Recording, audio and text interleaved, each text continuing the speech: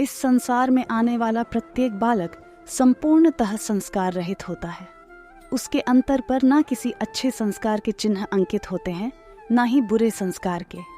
अर्थात जन्म से बालक में ना कोई गुण होता है और ना ही कोई दोष। तो ये दोष अथवा गुण किस प्रकार प्राप्त होते हैं? क्या हमने कभी विचार किया है? जो बात माता पिता के मुख से निरंतर सुनी जाती है, वही बात उनकी संतानों के हृदय का संस्कार बनती है। जैसे किसी गांव में नदी तट तक एक पगडंडी बन जाती है, केवल उस मार्ग पर बार बार चलने के कारण। अर्थात माता पिता के हृदय की इच्छाएं उनकी संतानों के हृदय का दोष अथवा गुण बनकर जन्म लेती है। क्या ये सत्य नहीं? पर फिर भी जब उनकी संतानों में कोई दोष दिखाई देता है तो माता पिता आश्चर्य और दुख से भर जाते हैं। माता पिता का हृदय ये प्रश्न करता है कि उनकी संतानों में ये कुसंस्कार आए कहाँ से।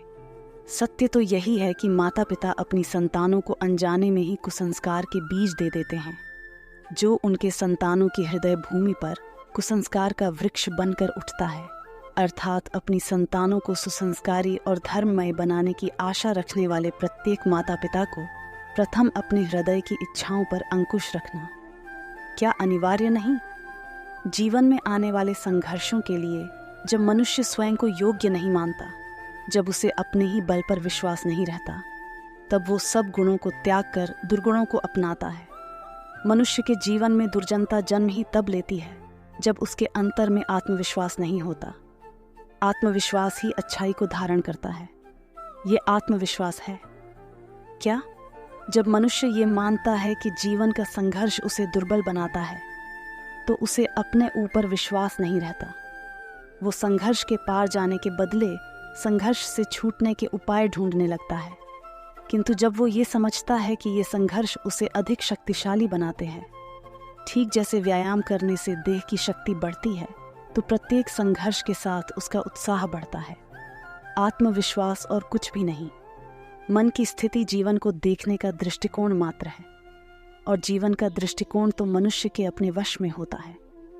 स्वयं विचार कीजिए है, ज्ञान प्राप्ति सदा ही समर्पण से होती है, ये हम सब जानते हैं। किंतु समर्पण का वास्तविक महत्व क्या है? क्या हमने कभी विचार किया? मनुष्य का मन सदा ही ज्ञान प्राप्ति में विभिन्न बाधाओं को उत्पन्न करता है। कभी किसी अन्य विद्यार्थी से ईर्ष्या हो जाती है, कभी पढ़ाए हुए पाठों पर संदेह जमता है, और कभी गुरु द्वारा दिया गया दंड मन को अहंकार से भर देता है। नहीं, क्या ऐसा नहीं होता? न जाने कैसे कैसे विचार मन को भटकाते हैं, और मन की इसी अयोग्य स्थिति के कारण हम ज्ञान प्राप्त नहीं कर पाते।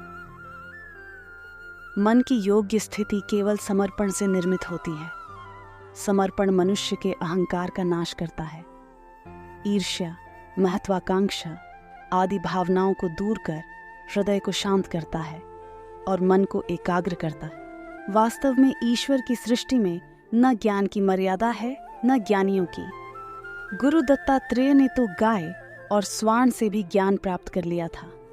अर्थात विषय ब्रह्म ज्ञान का हो या जीवन के ज्ञान का या गुरुकुल में प्राप्त होने वाले ज्ञान का, उसकी प्राप्ति के लिए गुरु से अधिक महत्व है।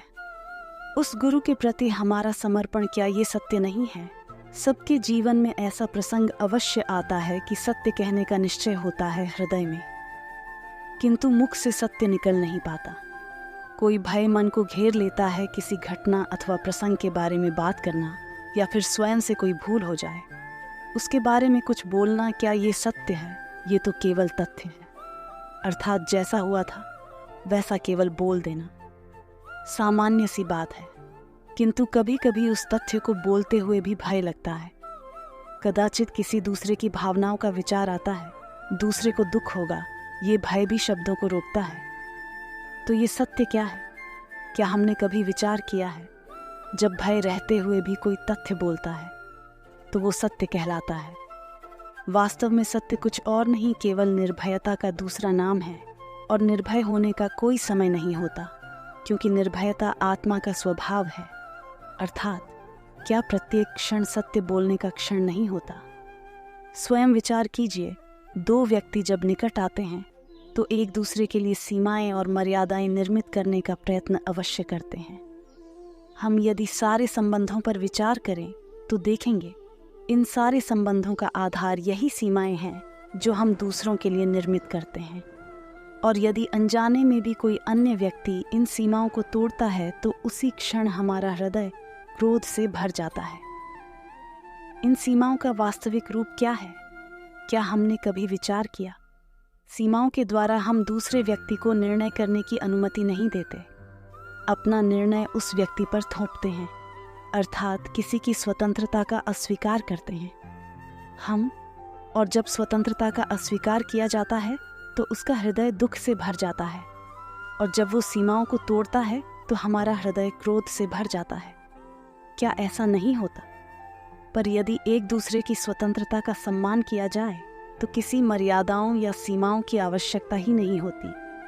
अर्थात जिस प्रकार स्वीकार किसी संबंध का देह है, क्या वैसे ही स्वतंत्रता किसी संबंध की आत्मा नहीं?